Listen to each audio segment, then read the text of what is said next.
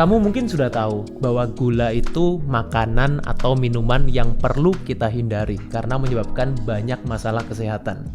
Tapi masalahnya, banyak kamu berpikir bahwa semua gula itu sama saja. Faktanya, tidak semua gula itu sama. Ada satu jenis gula yang paling berbahaya yang perlu kamu hindari. Apa itu? Simak setelah yang satu ini.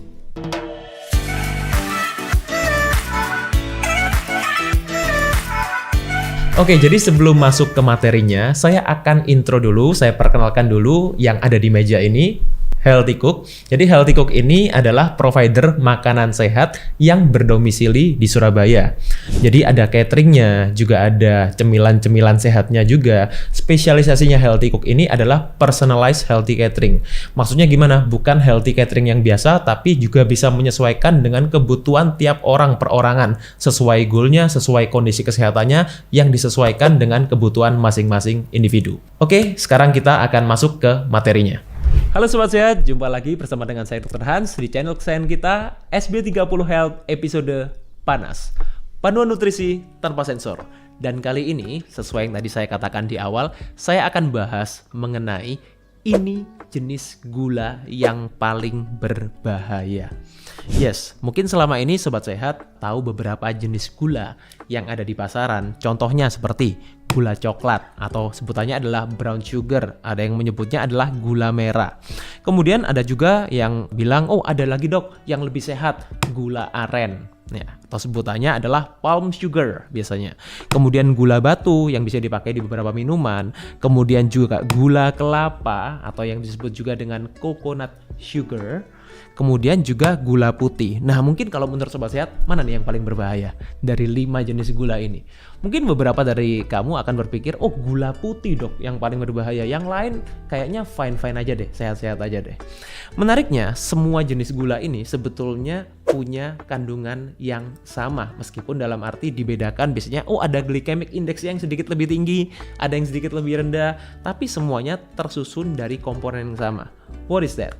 Yes, glukos atau kita sebut adalah glukosa. Dan glukosa ini punya struktur kimia yang sama juga semuanya. Dari gula aren, gula coklat semuanya adalah C6H12O6. Nggak perlu dihafalkan, di sini saya hanya menjelaskan struktur kimia saja ya. Nah, tapi kalau kita bicara dari sini, tentunya dalam arti kalau kita harus memilih mana yang paling berbahaya, bukan di antara kelima ini. Yes, yang tadi saya katakan paling berbahaya itu bukan termasuk dari 5 ini. Lalu apa dok? Jadi yang paling berbahaya dari semua jenis gula itu adalah fruktosa.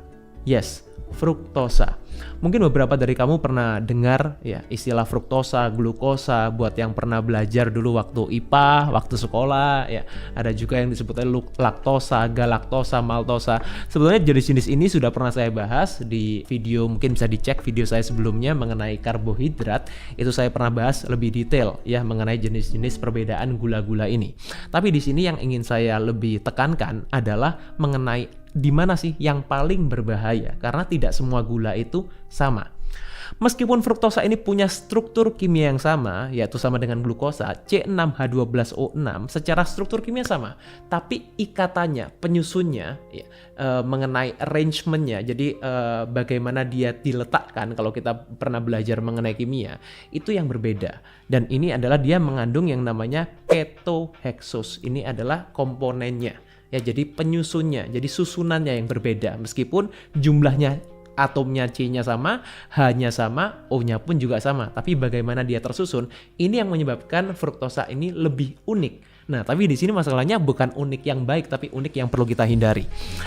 Banyak orang berpikir ketika kita banyak konsumsi gula. Masalah konsumsi gula itu apa sih? Yang paling common adalah pertama, yang paling sering adalah gula darah tinggi. Ini yang paling ditakutkan. Makanya banyak orang yang dicek tuh tiap pagi biasanya, atau mungkin cek tiap malam pakai ini ya glukometer, atau yang biasanya mandiri di rumah-rumah. Kemudian yang juga banyak sekali jadi concern adalah masalah obesitas. Ini juga seringkali dikaitkan dengan masalah gula yang tinggi. Kemudian kemudian juga diabetes. Nah, kebetulan juga 75% pasien yang konsul sama saya masalahnya adalah diabetes.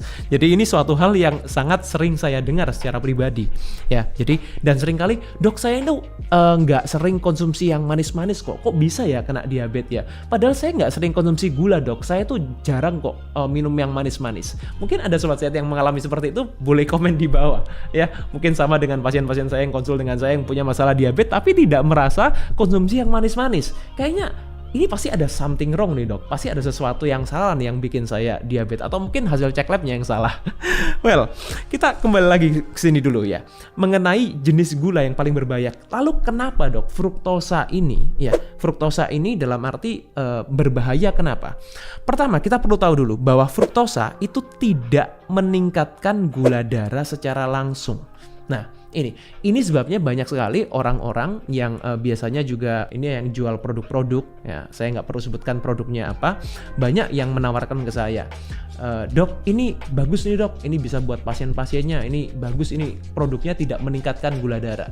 Kenapa? Karena kandungannya bukan glukosa tapi fruktosa.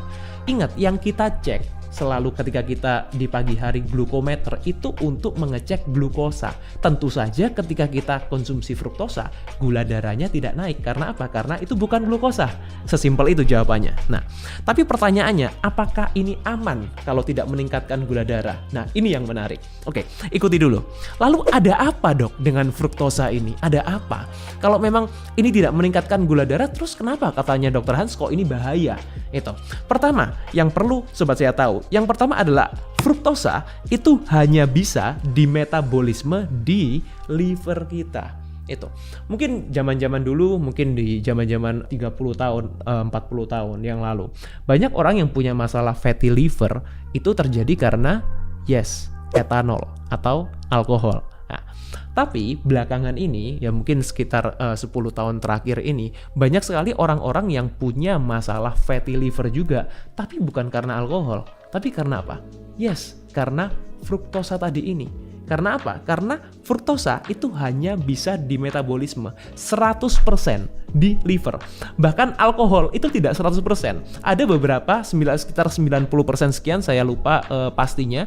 Tapi sisanya adalah dimetabolisme di bagian tubuh yang lain. Dan manifestasinya juga di otak kita. Makanya kenapa, bayangkan, kita minum alkohol yang mungkin hanya berdampak kurang dari 10%, itu di otak kita, itu kita bisa merasakan efeknya seperti tipsy, ya, kemudian keliengan dan lain-lain. Ini bayangkan bagaimana kalau persentase yang lebih besar, yang 90% sisanya itu di liver kita, bagaimana dampaknya. Nah, ini bukan, bahkan lebih dari 90%, 100% di metabolisme di liver kita. Jadi kita bayangkan ya bagaimana besarnya dampak dari fruktosa ini pada liver kita. Itu. Yang kedua, tidak semua sel itu bisa menggunakan fruktosa. 100% semua sel dalam tubuh kita bisa menggunakan glukosa, but not with fructose. Yang ketiga, fruktosa ini juga bisa menyebabkan hiperinsulinemia. Ya, jadi meskipun dalam arti dia tidak meningkatkan gula darah secara langsung, dia tetap akan meningkatkan insulin di dalam tubuh kita. Dan masalah diabetes, mungkin salah satu yang pasien saya yang paling sering, itu terjadinya sebetulnya bukan masalah gula darah, tapi masalah insulin. Insulin yang naik secara terus-menerus sampai pada akhirnya kecapean, pankreasnya tidak mau produksi insulin lagi. Itu kan yang terjadi pada masalah diabetes tipe 2. Dan fruktosa ini tetap bisa menyebabkan hiperinsulinemia yang kemudian nantinya akan menyebabkan resistensi insulin. Kalau kalian belum tahu apa sih, Dok, efek resistensi insulin itu, kayaknya nggak terlalu menakutkan kok. Mungkin di sini ada beberapa penyakit yang mungkin kalian lebih kerap kali mendengarnya. Kolesterol, kemudian masalah visceral fat atau lemak visceral, kemudian juga perut buncit, dan masalah-masalah kesehatan yang lain. Mungkin ini yang lebih sering kalian dengar. Dan ini ini terjadi karena hiperinsulinemia. Oke? Lalu sumbernya dari mana aja sih, Dok, fruktosa ini? Oke deh, saya udah ngerti sekarang. Saya nggak mau konsumsi fruktosa yang itu, Dok, karena berbahaya tadi dikasih tahu di awalnya. Lalu sumbernya dari mana sekarang? Oke, sumber fruktosa. Yang pertama, ada sumber yang alami. Yang kedua, ada sumber yang sintetis atau yang buatan. Oke, kita mulai dari yang alami dulu. Siap? Ya, yang alami pertama adalah buah. Oke. Well, jangan panik dulu, ya jangan panik dulu, kita selesaikan dulu, ya. Kemudian apa lagi? Madu. Lebih panik sekarang? Kemudian agave nektar. Nah, ini adalah memang tidak semuanya tidak 100% fruktosa, tapi mereka mengandung fruktosa yang cukup tinggi meskipun ini natural. Ya, jadi kalau selama ini kita sering dengar, oh yang penting kita konsumsi segala sesuatu yang natural. Well, maybe not all natural product are good. Ya, tergantung bagaimana kita mengkonsumsinya, bagaimana secara keseluruhan kita mengkonsumsinya, itu mungkin yang lebih penting. Lalu bagaimana dengan yang sintetis? HFCS, high fructose corn syrup, sirup jagung, sirup fruktosa. Mungkin kalau kalian belum kenal dengan nama-nama ini, mungkin kalian akan lebih kenal dengan produk-produk yang lebih banyak kalian konsumsi. Contohnya, selai buah, soda, jus buah, yogurt drink, minuman yogurt, jelly drink, ice stick, ice cream, dan lain-lain. Sudah lebih familiar sekarang. Dan bahkan sekarang kalau kalian pergi ke lorong-lorong supermarket, sepertinya hampir sangat sulit menemukan produk kemasan yang tidak mengandung fruktosa. Well, welcome to Indonesia. Ya, sebetulnya bukan cuma di Indonesia, bahkan di luar pun juga kurang lebih sama ya. Karena sekarang makanya jangan heran kenapa banyak sekali masalah-masalah kesehatan yang sekarang muncul, yang dulunya mungkin tidak pernah muncul. Nah, dan sekali lagi, ini bukan soal kalori. Yes, ini bukan soal kalori. Kalau selama ini kalian berpikir mungkin, oh nggak apa-apa dok, yang penting kan kalorinya nggak berlebihan, yang penting kan kalorinya terukur, yang penting kalau saya mau diet kan saya tidak surplus kalorinya. Well, it's not about kalori, it's all about what happen in your body. Jadi apa dampaknya pada hormon kita, pada metabolisme kita, dan metabolisme kita itu tidak tentukan dari berapa banyak kalori yang kalian masukkan, tapi jenis kalori, apa dampaknya di dalam tubuh kita yang berdampak pada hormon kita. Jadi selama ini kalau kalian mungkin masih belum jelas mengenai apa sih lalu dampaknya kalau kita itu konsumsi fruktosa dalam jumlah yang berlebihan, dalam jumlah yang melebihi dari apa yang tubuh kita bisa mentoleransi, dan jangka panjangnya seperti apa. Hiperkolesterolemia, yes, kolesterol yang tinggi. Hiperurisemia, apa itu dok? Asam urat. Ya, dan ini juga nomor satunya karena fruktosa. Sudah pernah saya bahas juga di video sebelumnya mengenai asam urat. Buat kalian yang belum nonton, bisa nonton di video sebelumnya. Kemudian arteriosklerosis atau penyumbatan pembuluh darah arteri, stroke, diabetes, dan lain-lain. Jadi ini semuanya adalah dampak. Mungkin yang lainnya mungkin ya ringan lah ya. Kayaknya kalau yang semua ini sudah terlewati, sepertinya yang lain lebih ringan ya. Jadi masalah-masalah penyakit ini semuanya kontribusinya besar sekali kalau kita tidak memperhatikan apa yang terjadi ketika makanan-makanan yang kita konsumsi itu dampaknya pada hormonal kita, pada metabolisme kita. Dan salah satu kontributor yang paling besar adalah fruktosa tadi ya. Jadi sekarang solusinya apa nih dok? Ya, kalau kita sekarang sudah tahu bahwa kita makanan-makanan ini sangat sulit untuk kita hindari. Kita sekarang hidup di zaman yang serba instan, di makanan-makanan yang semuanya kalau kita bilang bahkan makanan yang di branding healthy pun itu juga banyak yang mengandung fruktosa tadi. Nah, jadi gimana dok solusinya? Pertama, solusinya adalah jangan fokus pada kalori. Yes, trust me, kalori counting is bullshit. Ya, saya bukan bicara bahwa kalori itu sama sekali kita nggak perlu perhatikan. Ya, tapi kalau kalian hanya fokus pada kalori, ketika kalian memperhatikan kesehatan, diet, gizi kalian, ini tidak akan bermanfaat untuk tubuh kalian. Oke, yang kedua, hindari ultra processed food. Well, memang tadi saya sebutkan di awal, ada yang sumber-sumber fruktosa dari yang alami seperti buah, madu, agave. Ini memang perlu kalian batasi. Ya, tapi kalau yang kalian hindari, lebih baik kalian fokus dulu pada hindari ultra processed food. Apa sih dok ultra processed food itu? Makanan-makanan yang sudah kemasan, makanan yang sudah tidak menyerupai bentuk awalnya lagi. Itu ya, jadi itu yang perlu kalian hindari karena ini bukan, sekali lagi bukan soal kalorinya, tapi apa saja bahan-bahan penyusunnya, komposisinya, bahan baku, ingredients-nya, itu yang perlu kalian perhatikan. Ya, jadi kalau baca label nutrisi jangan hanya baca berapa kalori itu. Ya, kalian perlu perhatikan apa saja komponennya, tapi lebih baik hindari yang ultra processed food. Dan yang terakhir, last but not least adalah cek kesehatan kalian secara berkala. Karena sebaik apapun makanan yang kalian makan, dampaknya bisa berbeda dalam tubuh kalian.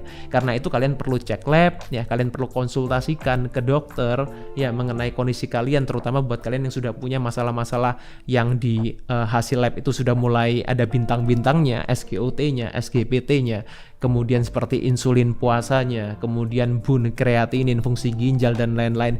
Konsultasikan ke dokter. Ya, itu yang paling penting untuk menentukan bagaimana pola makan, pola hidup yang sesuai pada kalian. Buat kalian yang merasa ini bermanfaat, boleh juga share ke teman-teman, dan buat yang punya pengalaman juga boleh share di kolom komen. Terima kasih, semoga bermanfaat. Stay fit and stay healthy. Dan kali ini saya akan bahas mengenai ini jenis gula yang paling berbahaya. Jadi yang paling berbahaya dari semua jenis gula itu adalah fruktosa. Yes, fruktosa. Lalu kenapa dok fruktosa ini? Ya, fruktosa ini dalam arti berbahaya kenapa? Yang pertama adalah fruktosa itu hanya bisa dimetabolisme di liver kita. Itu. Yang kedua, tidak semua sel itu bisa menggunakan fruktosa. Yang ketiga, fruktosa ini juga bisa menyebabkan hiperinsulinemia. Ya, lalu sumbernya dari mana aja sih dok fruktosa ini? Pertama adalah buah. Kemudian apa lagi? Madu. Kemudian agave nektar. Lalu bagaimana dengan yang sintetis? HFCS, high fructose corn syrup, sirup jagung, sirup fruktosa,